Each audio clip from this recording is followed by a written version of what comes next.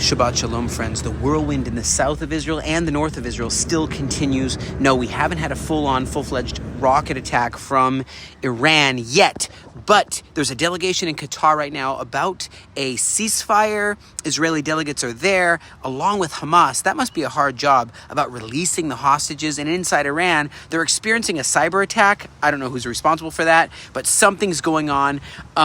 There is talk of a surprise Iranian attack, maybe without all the warning bells and whistles. Maybe it'll be surprise. U.S. and Europe are pushing for a ceasefire. But there's a theme here as we enter Shabbat. And we bless our kids. Even if we're not together, we bless the kids, bless the wife. That's how we do it in Israel, and it's generation to generation. It's very biblical. My son is almost bar mitzvah age, and I look at Joshua, Aaron's son, going into the army, serving his country. Exodus 3, verse 15, "This is my name forever, the name you shall call me from generation to generation." Exodus 12 talks about throughout all your generations. There's something that has to do with a continuum, and I hope my children do not have to experience what I've experienced. Do not have to experience the pain of losing friends and fighting to defend the defenseless. I hope that as we rescue the sheep from the mouth of the evil wolves, as we are good shepherds, that will protect the sheep of the house of Israel. And in the past 10 months, these good shepherds have demonstrated determination, demonstrated teamwork. There's tunnels of terror that we encounter every single day. Together we face the most unforgiving environment, one of the hardest urban warfare environments that exists, and these tunnels of terror really make it all the more compounded. But there's an inspiration from ants, because the ants work together in precision and purpose. Everyone knows their role. It's called teamwork.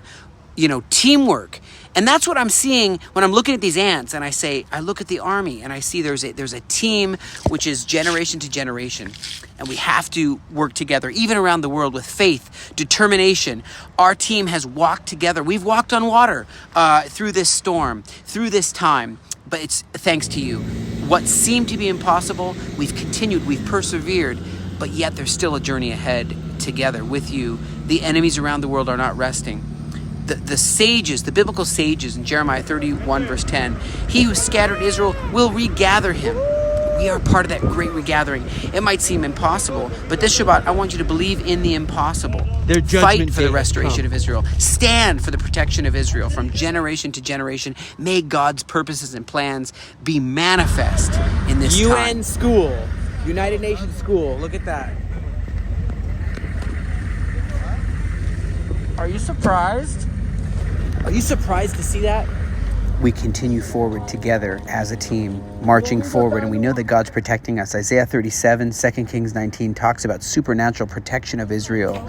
And, the impossible is possible, to walk on water, to believe that after prayer, the earthquakes that we saw, it's a miracle. We just have to worship like Josaphat, and we see that here in the Galilee, that's the hub.